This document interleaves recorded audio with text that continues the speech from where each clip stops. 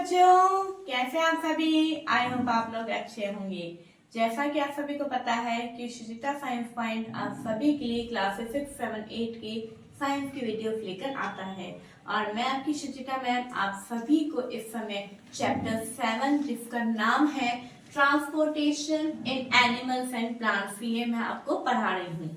Already part 2 हमने upload कर दिए हैं, वो आपने देख लिए होंगे। लेकिन अगर आपने अभी तक पिछले पार्ट्स नहीं देखे हैं तो प्लीज आप प्लेलिस्ट में जाइए, आपको वहाँ पे वो पार्ट्स मिल जाएंगे। उसके बाद में आप आज के पार्ट के नोट बनाइएगा, ठीक है बच्चों। और अगर आप पहली बार देख रहे हैं तो प्लीज मैं आपसे रिक्वेस्ट करूंगी कि आप इस चैनल को सब्सक्राइब करिए, लाइक करिए और शेयर भी जरूर से करिएगा, ठीक है। तो इसी के साथ हम बिना टाइम वेस्ट करे आज की हम वीडियो स्टार्ट करने जा रहे हैं। आज का हमारा टॉपिक है ब्लड वेसल्स, ओके।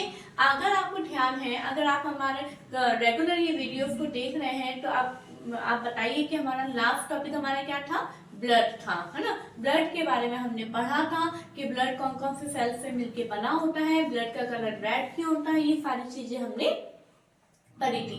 लेकिन आज हम पढ़ेंगे ब्लड वेसल्स के बारे में। अभी क्या होती हैं पहले हमें ये पता होना चाहिए, ठीक है। देखते हैं।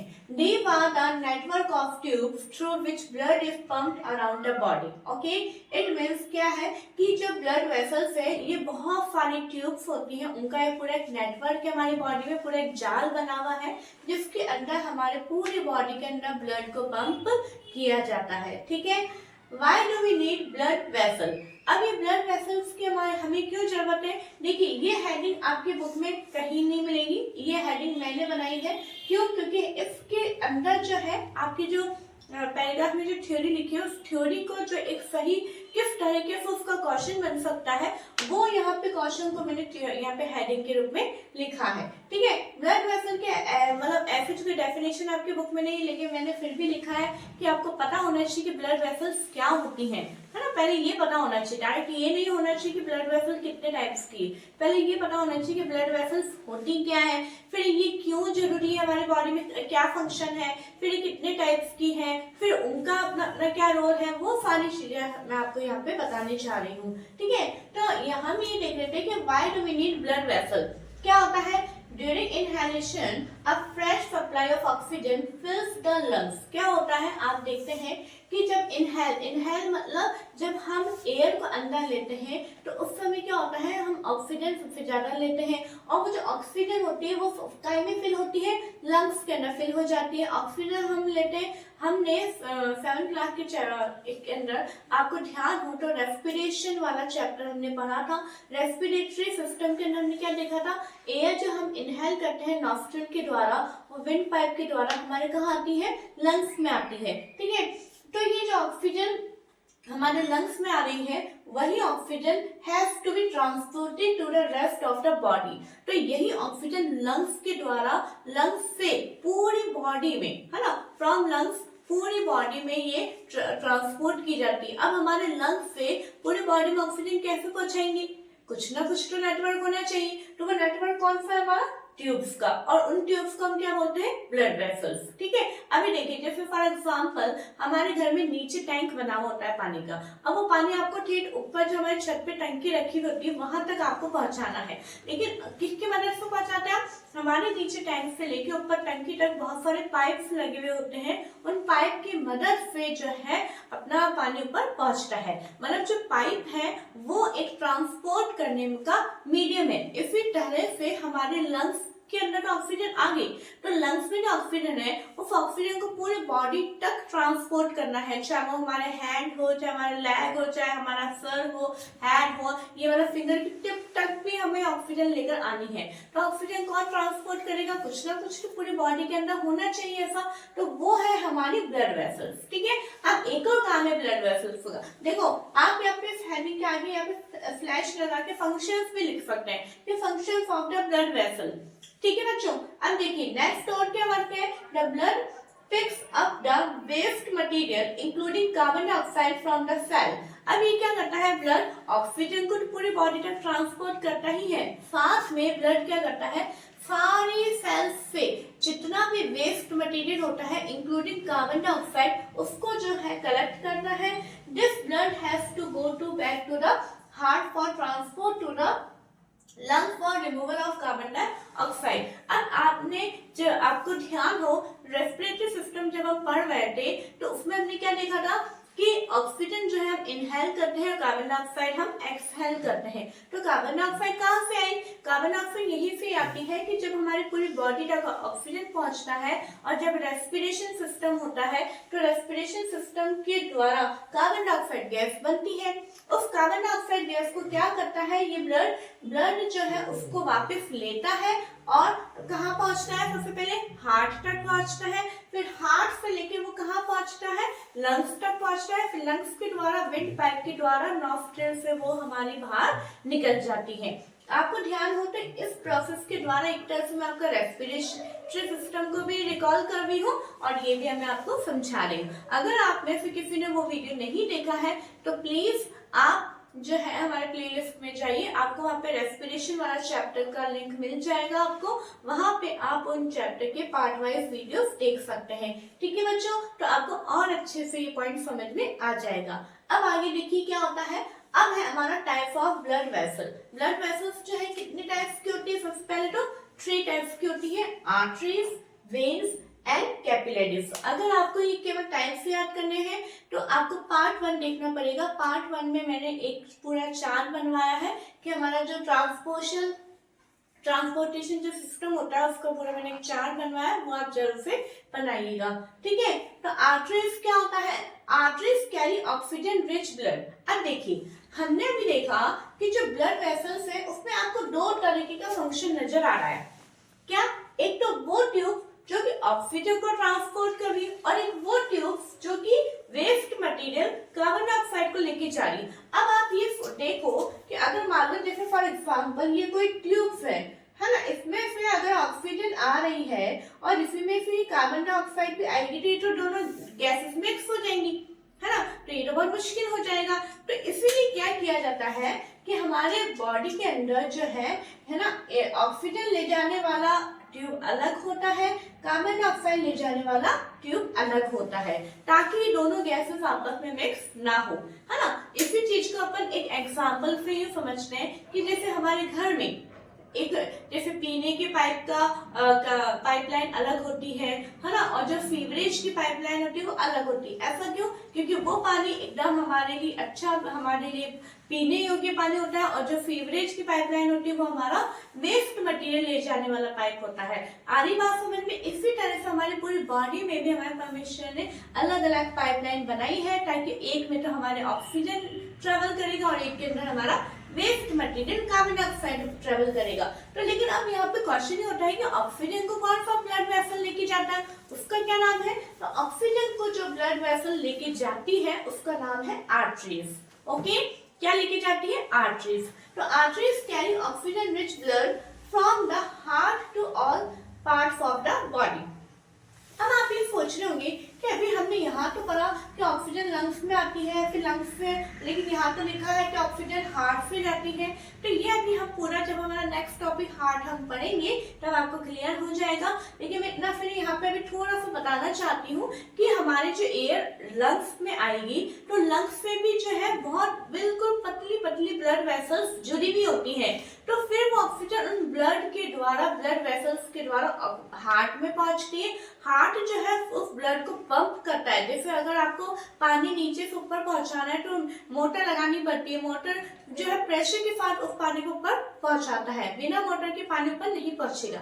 इसी तरह से हमारे ये ब्लड इन पाइपलाइन में फ्लो तो करना है, लेकिन इनको क्या करना है? पूरे प्रेशर के साथ फ्लो करना है। हमारे बॉडी में भी ब्लड का एक पूरा प्रेशर होता है, उसके साथ पूरी बॉडी में ब्लड फ्लो करना है। केवल एक पूरी, आप सोचो हमारे कितना बड़ा शरीर है, कितने डिफरेंट सेल्स है, मिलियंस, करोड़ों, हमारे लाखों करोड़ों कोशिकाएं जिनमें ब्लड पहुंचाना है, ऑक्सीजन पहुंचानी, तो इतने धीरे धीरे तो नहीं होगा। तो हमारे वो क्या करना है? एक पूरा प्रेशर के साथ में एक फ्लो होना चाहिए, और वो प्रेशर का काम कौन करता है? हमारा हार्ट। ठीक है, तो वो इसलिए ऑक्सीजन वाला जो ब्लड है पहले कहाँ आता है? हमारे हार्ट में आता है। हार्ट फिर उसको प्रेशर के साथ में भेजता है। इसलिए यहाँ पे क्या लिखा है? Arteries carry oxygen rich blood from the heart to all parts of the body. Since the blood flow is rapid, क्योंकि ये जो ब्लड फ्लो है जो लगातार चलता रहेगा, ऐसा नहीं है कि 1 घंटे ब्लड फ्लो हुआ फिर रुक गया। ये 24/7 आवर्स, मतलब जब से हमारा जन्म हुआ है जब तक हम हमारी डेथ नहीं हो जाती, जब तक ये कंटिन्यू चलता है, ठीक है। इसलिए एट हाई प्रेशर, देखिए आगे बात यहाँ पे बॉडी हाई प्रेशर के साथ इनको फ्लो किया जाता है। The arteries have thick elastic wall. अब देखिए मेरी बात सुनिए, हम देखते हैं घर में भी हमारे पाइपलाइन वगैरह खराब हो जाती है, कभी आपने रिपेयर होते हुए देखा होगा, तो क्या बोलते हैं घर वाले, अरे इतने साल हो गए उसको चलते हुए, कब तक चलेगी, कभी ना कभी तो खराब होगी।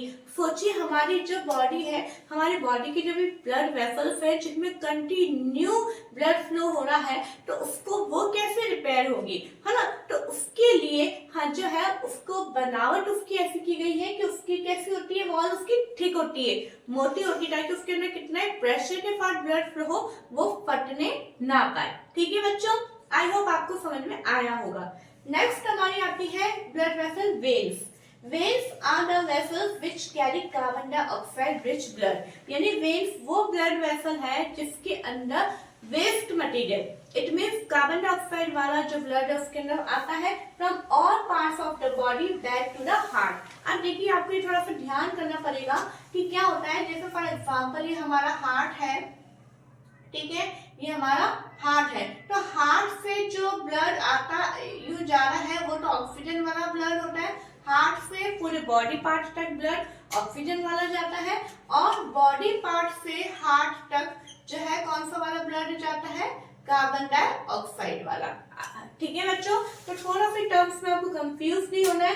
क्या लिखा है देखो, आर्टरीज में क्या लिखा है, from the heart to all parts of the body, और वेन्स में क्या लिखा है, from all parts of the body back to the heart. ठीक है, बॉडी से वेस्ट मटेरियल लिया, कहाँ आया, हार्ट में आया और रिमूव कर दिया, और ऑक्सीजन वाला पहले हार्ट में आया, हार्ट से पूरा बॉडी में फ्लो कर दिया। इस तरह से ये होता है। ठीक है, the veins have thin walls, और इसकी जो वॉल्स होती है कैसी होती है, इसकी थोड़ी थिन होती है। They are walls present in veins which allow blood to flow only towards the heart. अब इसके अंदर क्या होता है, जैसे वेन्स में क्या होता है मैं थोड़ा सा बताना चाहती हूँ कि जैसे मान लो फॉर एग्जाम्पल ये वेन्स है ना, ये ट्यूब्स है, तो ट्यूब्स के अंदर इस तरह से वॉल लगे होते हैं, जैसे हमारे पाइपलाइन में भी होते हैं, इस तरह से वॉल लगे होते हैं, और ये हेल्प करते हैं कि ब्लड जो है जैसे यहाँ से ऊपर जाना है हार्ट तक, तो ये ऊपर ही जाने में इसको हेल्प करे, वहां पे नीचे ना आ जाए। आने बात समझ में कैसे होगा, ब्लड नीचे से मतलब पूरी बॉडी से हार्ट तक ही जाए और वहां पे नीचे ना आए, तो ये वॉल्व जो है वेन्स में ही प्रेजेंट होते हैं और ये ब्लड फ्लो में इनकी हेल्प करते हैं। ठीक है, अब यहाँ पे बच्चों को थोड़ा सा ये कंफ्यूजन हो जाता है कि कौन सी blood vessel oxygen rich blood को लेके जाती है और कौन सी ब्लड वेसल कार्बन डाइऑक्साइड वाले ब्लड को लेके जाती है। तो एक थोड़ा सा ट्रिक मैं आपको बता देती हूँ। V for veins, V for waste. अब वेस्ट की स्पेलिंग W से होती है, लेकिन प्रोनाउंसिएशन के तौर पे हम देख रहे हैं V for veins, V for waste. आप इस तरह से आप याद कर सकते हो कि जो वेन्स होती है वो वेस्ट मटेरियल वाले ब्लड को लेके जाती है। ठीक है बच्चों, अब आता है हमारा नेक्स्ट कैपिलरीज। अभी कैपिलरीज क्या होती है, दीज आर द स्मॉलेस्ट, ये सबसे छोटी and extremely thin blood vessels in the body, और ये जो वेन्स होती है उससे भी ज्यादा थिन होती है। ठीक है, the capillaries join to form veins, और ये एक तरह से आप यूं समझ सकते हैं कि जो वेन्स होती है, ठीक है, जिस तरह से आप ये देखते हैं कि अगर मान लो फॉर एग्जांपल इधर देखिए, जैसे मान लो ये कोई वेन्स जा रही है और ये बिल्कुल और भी छोटी छोटी उसमें डिवाइड हो गई, ठीक है, ये और भी छोटी छोटी इसमें ऐसे यूं डिवाइड हो गई, तो इनको हम बोलते हैं कैपिलरीज। ठीक है, क्या बोलते हैं, कैपिलरीज बोलते हैं। तो ये मिलके क्या बनाती है, इसलिए यहाँ पे लिखा है the capillaries join to form veins, इसलिए मिलके क्या बनाती है, वेन्स बनाती है which empty into the heart, जो कि हार्ट में ये खुलती है। ओके, अब हमारा नेक्स्ट टॉपिक आता है पल्स।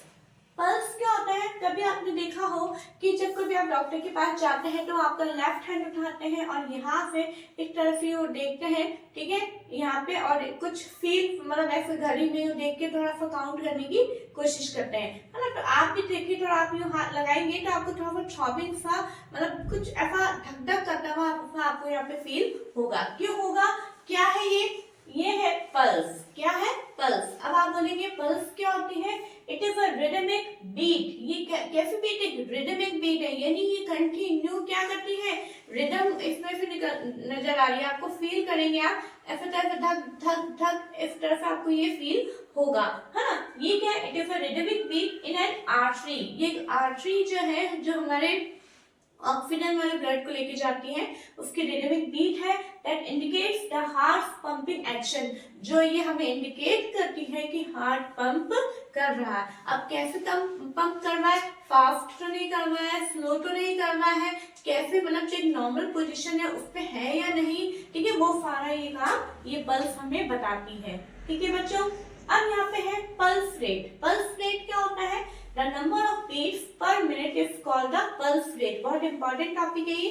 एक मिनट में जो कितनी बार इसने बीट किया, है ना, ये जो बीट है एक मिनट में कितनी बार, मतलब मैंने अभी आपको क्या बोला, वो घड़ी पे ऐसे कुछ काउंट करते हैं, मैंने अभी ऐसा बोला था, तो वो क्या काउंट करते हैं कि एक मिनट में ये कितनी बार बीट कर रही है, ठीक है, तो वही उसकी पल्स रेट होती है। अब जो नॉर्मल व्यक्ति है, जो रेस्ट में है, अभी आप देखते हैं कई बार हम बहुत ज्यादा एक्सरसाइज कर लेते हैं, बहुत देर भाग के आ रहे होते हैं, तो हमारी पल्स रेट बढ़ जाती है, हमें बहुत ऐसा बहुत तेज हमारी हार्ट बीट होने लग जाती है ना। लेकिन कोई व्यक्ति जो बिल्कुल आराम से रेस्ट पोजिशन, अभी जैसे आप बैठ के पढ़ाई कर रहे हैं, ये वीडियो देख रहे हैं, ठीक है, तो अभी आप देखते हैं रेस्ट में, कोई ऐसा बहुत कठिन काम नहीं कर रहे हैं, तो अभी आपकी जो नॉर्मल इस कंडीशन में जो पल्स रेट होनी चाहिए वो कितनी है?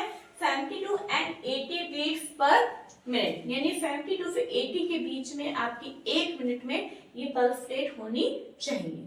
ठीक है बच्चों, तो आई होप आपको ये आज के टॉपिक समझ में आए होंगे।